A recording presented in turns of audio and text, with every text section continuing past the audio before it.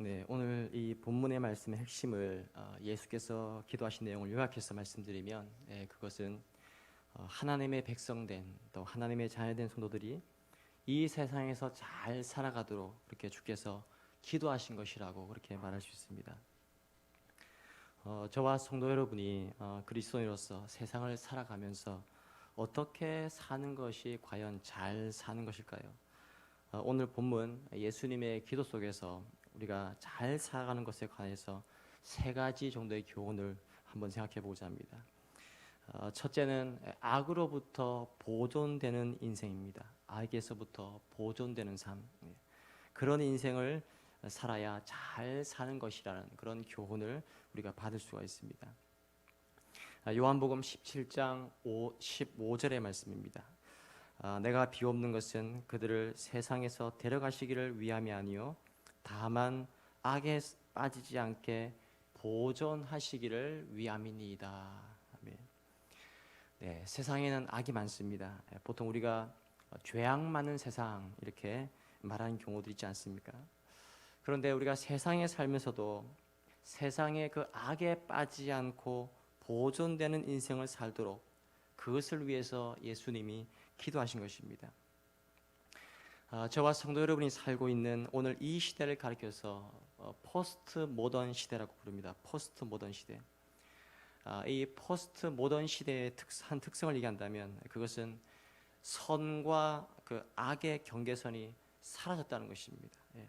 더 이상 무엇이 선인지 무엇이 악인지 구별하기 어려운 그런 어려운 시대가 됐습니다. 그러나 그런 시대가 되었다고 해서 과연 더 이상 악이라는 것은 존재하지 않는 것일까요? 더 이상 우리가 붙잡아야 될 어떤 선은 없는 것일까요? 네, 성경의 가치관은 시대가 변해도 여전히 선은 선이고 악은 악이라고 그렇게 성경은 우리에게 가르치고 있습니다. 단순히 이 땅에는요 선과 대조되는 악이 존재할 뿐만 아니라 그 악의 배후, 악의 배후에는 악한 자가 존재한다는 것이 성경의 가르침입니다. 악한 자, 사단, 마귀가 존재합니다. 그래서 주께서도 우리가 잘 아시는 그 주님이 가르쳐 주신 기도, 이 기도에서 어떻게 우리에게 기도를 가르쳤습니까? 마태복음 6장 13절에 보시면 우리를 시험에 들게 하지 마시옵고 다만 악에서 구하시옵소서 그랬습니다. 악에서 구하여 주십시오. 그런데 저희가 이 부분을 조금 더 원문에 가깝도록 우리가 이것을 번역을 하면 그냥 악이 아니라 악한 자에게서 구하시옵소서. 그냥 악이 아니라 악한 자입니다. 악한 자. 악한 자로부터 우리를 구해 주십시오. 악한 자로부터. 그래서 악한 자가 있다는 것입니다. 악한 자, 악마, 사단, 마귀가 있다는 것입니다. 그 하버드 출신의 정신과 의사이고 정신의학자인 스코트 팩이라는 분이 쓴 거짓의 사람들이라는 책이 있습니다. 거짓의 사람들. 그런데 이 책에서 우리가 이 악에 대한 경각심을 갖고 이 악으로부터 이 악을 인정하고 악을 떠날 때에만 우리는 창조주 하나님이 기대하는 진정한 삶을 살 수 있다. 그런 말을 했습니다. 근데 흥미로운 사실은요, 우리가 이 악이라는 영어를 거꾸로 읽으면 라이브가 됩니다. 이 악이라는 영어 단어를 우리가 거꾸로 읽으면 라이브가 됩니다. 그러니까 악을 떠날 때, 이 악을 떠날 때 우리의 진정한 삶이 아주 아름다운 삶이 시작될 수 있다는 것을 뜻해 줍니다. 성도 여러분, 우리가 인생을 잘 산다는 것은 무엇일까요? 우선 악에서 자기를 지키는 삶입니다. 이 악에서. 그래서 악에서 보존되는 삶입니다. 그래서 주님이 그 주기도를 가르치면서 이 기도를 날마다 해야 된다고 말씀합니다.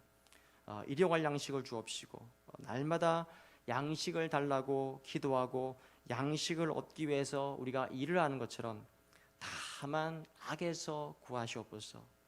그 악이 날마다 우리 인생에 우리를 덮쳐올 수 있기 때문에 우리는 정말 긴장을 놓지 말고 계속 악과 더불어 싸우면서 우리를 지켜갈 수 있어야 된다고, 보존해야 된다고 그렇게 우리에게 말씀하시는 것입니다. 자, 예수님의 기도 가운데 두 번째는요, 주님의 기쁨을 충만히 누리는 삶을 우리에게 말씀하고 있습니다. 자, 요한복음 17장 13절 말씀입니다. 지금 내가 아버지께로 가오니 내가 세상에서 이 말을 하옵는 것은 그들로 내 기쁨을 그들 안에 충만히 가지게 하려 함이니이다. 성경은 성도 여러분과 제가 세상을 잘 살아가기 위하여 필요한 것이 바로 이 충만한 기쁨, 이 충만한 기쁨을 우리가 가지고 그것을 누리는 삶을 말씀하고 있습니다.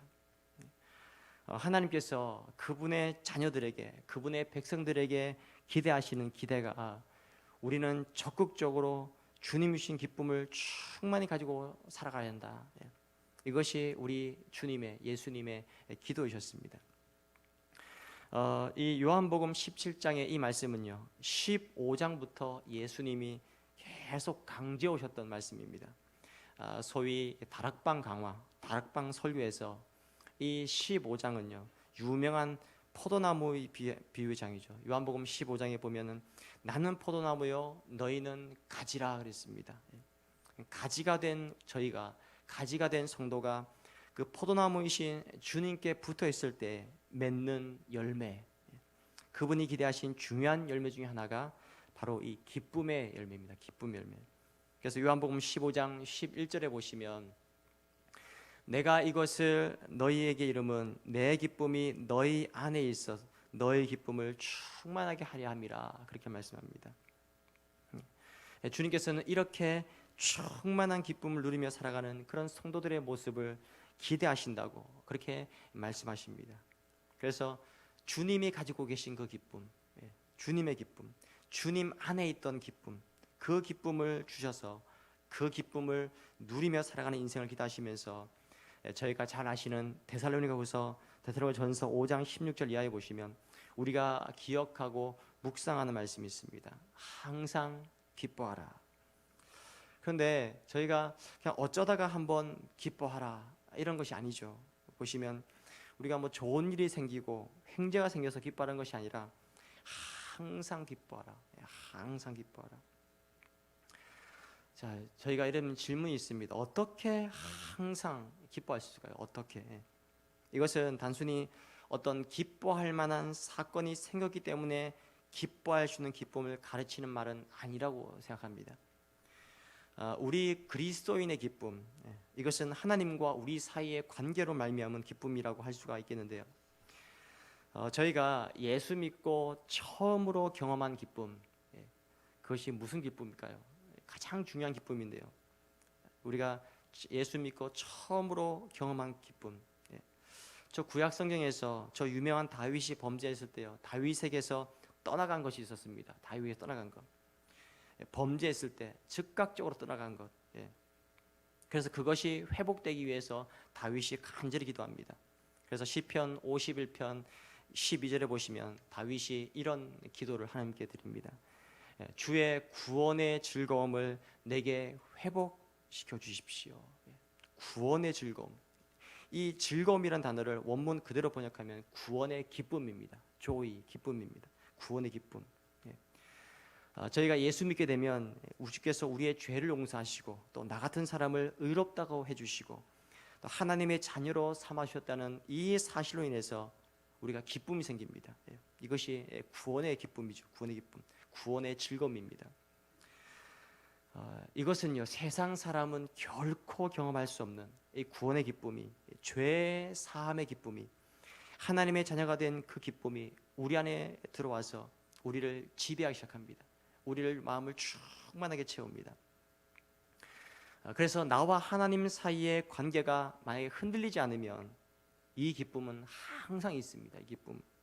그런데 우리가 범죄할 때 혹은 우리 주변에 어떤 환경에 의해서 우리가 좀 압박을 받기 시작하면 다소간 이 구원의 기쁨이 흔들릴 수도 있습니다. 그러나 이런 흔들린 것은 주님이 기대하신 바가 아니시겠죠. 주님은 우리에게 무엇을 기대하실까요? 우리가 정말 항상 기뻐하는 삶. 이 말씀이 그래서 바울이 빌립보서 4장에서 같은 맥락에서 이 말씀을 우리에게 주고 있습니다. 빌립보서 4장 4절에 주 안에서 항상 기뻐하라. 주 안에서 항상 기뻐하라 했습니다. 항상 기뻐하라. 그리고 내가 다시 말하노니 기뻐하라. 그런데 이 말씀을 보았을 때 우리는 다시 이렇게 질문할 수밖에 없습니다. 어떻게 사는 것이, 어떻게 살아야 항상 우리가 기뻐할 수가 있을까요? 어떻게 그렇게 항상 그렇게 기뻐할 수가 있을까요? 저희가 이 빌립보서 4장을 공부해 보시면 여기서 네 가지 요소들이 발견합니다. 이게 네 가지. 성도 여러분과 제가 기뻐할 수 있는 삶을 살기 위한 네 가지 레슨을 우리가 이 빌립보서 4장에서 발견할 수 있습니다. 첫째는 관계의 갈등을 극복하는 삶입니다. 관계의 갈등을 극복할 때 우리는 기뻐할 수 있습니다. 둘째는 염려의 극복입니다. 염려의 극복. 그리고 셋째는 자족의 삶입니다. 자족의 삶. 있는 것을 만족하면서 하는 것. 마지막 넷째는 우리가 항상 기뻐하기 위한 또 하나는 나눔의 삶이라고 가르치고 있습니다. 그래서 바울은 빌립보 성도들에게 그들이 처음 복음을 받아들였을 때부터 그들이 배웠던 중요한 교훈 중에 하나가 이 빌립보의 성도들은 복음을 받고 그 복음을 그냥 받은 것으로 끝나지 않았습니다. 거기서 멈추지 않았습니다. 그들은 이 복음을 받고 그들은 다시 줄 알았습니다. 나누어 줄 알았습니다.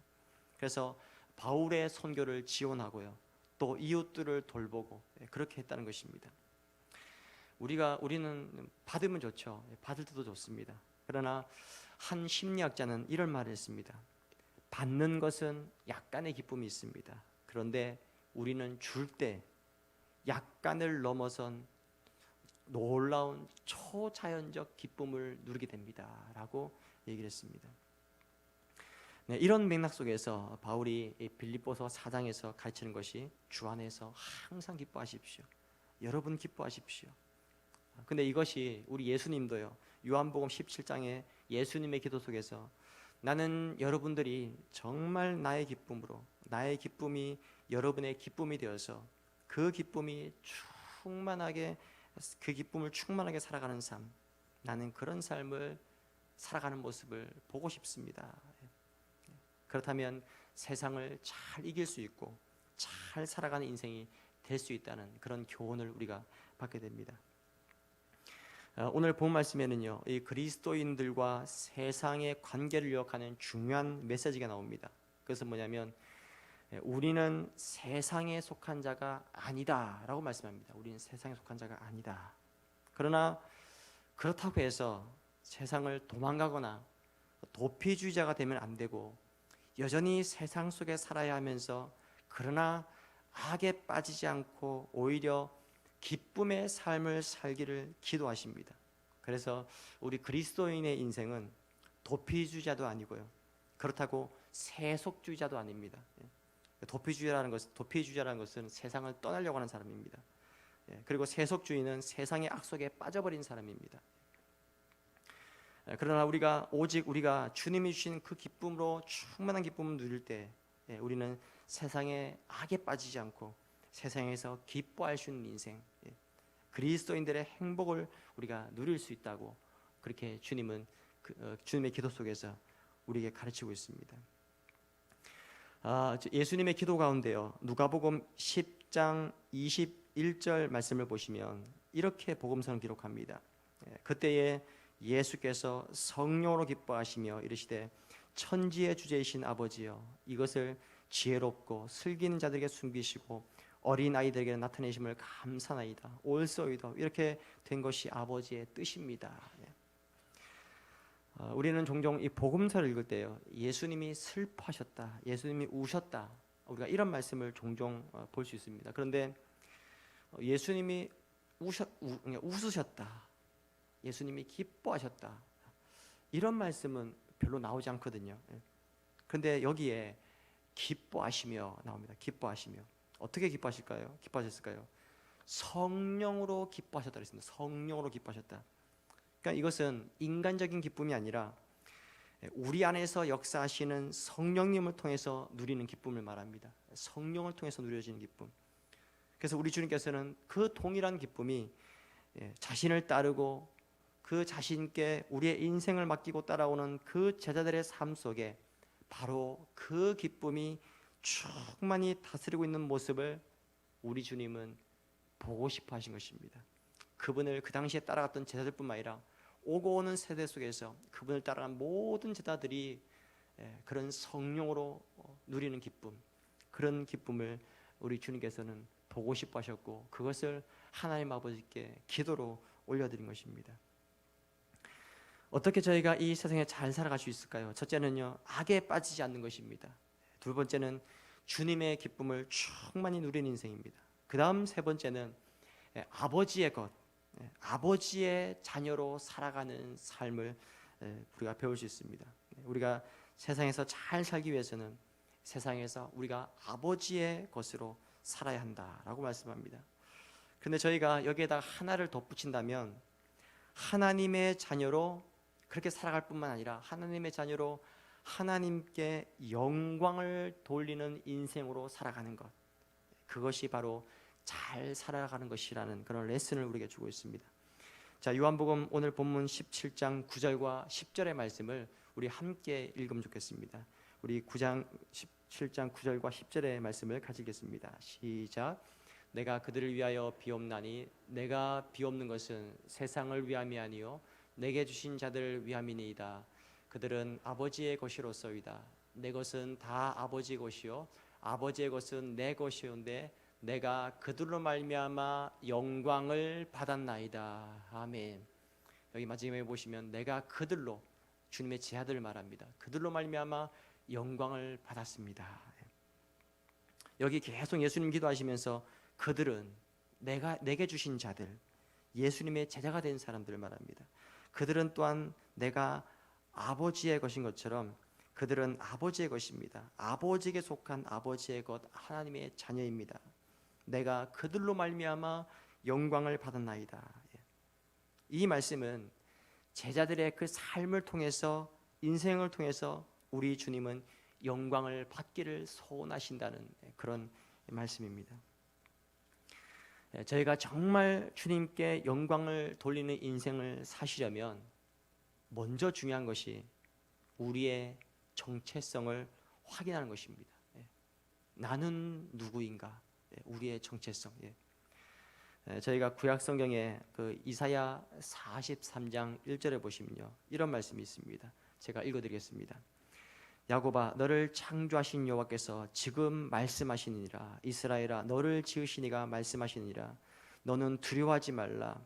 내가 너를 구속하였고 내가 너를 지명하여 불렀나니 너는 내 것이라. 여기 마지막에 보시면 너는 내 것이다, 주님의 것이다, 하나님의 것이다 그랬습니다. 세 가지 이유 때문에 주님의 것이라고 말씀하십니다. 첫째는 우리를 창조하셨기 때문에, 그리고 우리를 구속하셨기 때문에, 그리고 그분이 우리를 지명하셨기 때문에, 이 이유 때문에 우리는 주님의 것이라고 말씀합니다. 이것이 바로 우리의 정체성이 됩니다. 정체성.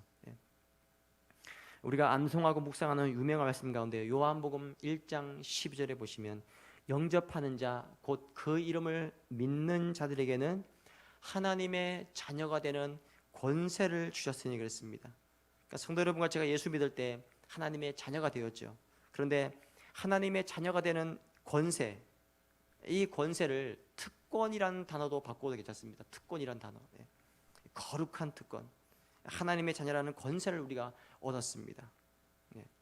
그런데 이것을 우리가 지금 실감하고 살아가고 있는지는 잘 모르겠습니다. 그런데 우리가 이런 특권을 가진 자라면 중요한 것이 있습니다. 그것은 우리의 삶 그 자체를 통해서 우리는 주님을 영화롭게, 아버지를 영화롭게, 아들이신 주님을 영화롭게 해야 되고, 그것이 우리 존재 자체의 목적이 된다고, 그렇게 웨스트민스터 신학고백서 1주에서 가르치고 있습니다.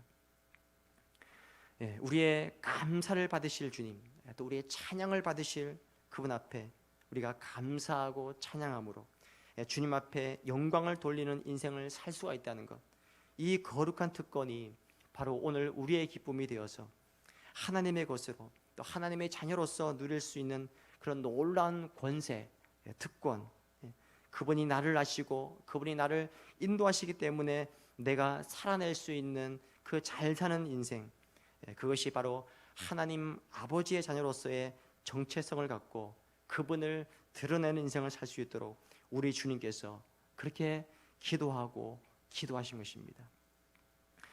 오늘 우리 모든 분들이 바로 이 악에서부터 지켜지는 인생, 그리고 주님의 기쁨을 충만히 가지는 인생, 그리고 아버지의 자녀로서 하나님께 영광을 돌리는 인생으로 그렇게 우리의 인생을 살아가게 해주시도록 성령께서 도우시고 역사해 주시기를 우리 주님의 이름으로 축복합니다. 아멘.